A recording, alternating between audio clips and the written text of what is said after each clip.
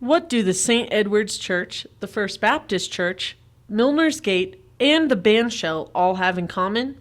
The architect, Ernest, who left a lasting impression on the community of Twin Falls and Idaho as a whole, by not only designing these buildings, but also by serving as President FDR's chief federal housing underwrite. You know, Ernest Gates was in Twin Falls for a relatively short period of time, and he was mainly in Boise. And so he served, like you said, in that position. And he also started the first chapter of Architects, like a local chapter in Boise, and he was the first president. So he was just a really involved professional. Many of Gates' projects are listed on the National Registry of Historic Places, including his home on 10th Avenue.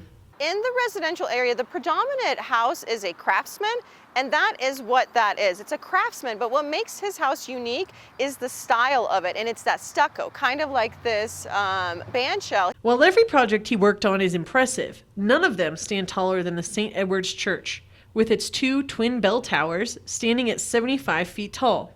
A building that is so influential in its style that the National Registry of Historic Places in Idaho says, quote, St. Edward's Catholic Church is one of the best examples of the Renaissance revival style in the state. Mirrored only by his work on the First Baptist Church, a classic example of the Gothic-style church with its single spire, a church that was built in the post-World War II economic boom. The pent-up demand as a result of the war and the Depression earlier.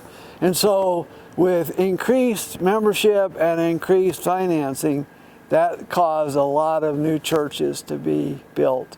And for local historians, these buildings tell a multi-layered story. Well, it's always interesting. It's like people come to build the buildings, but then it's the people that we tell the stories about those buildings, you know? And so I think it's a full circle. Reporting in Twin Falls, Elizabeth Hadley, KMVT News.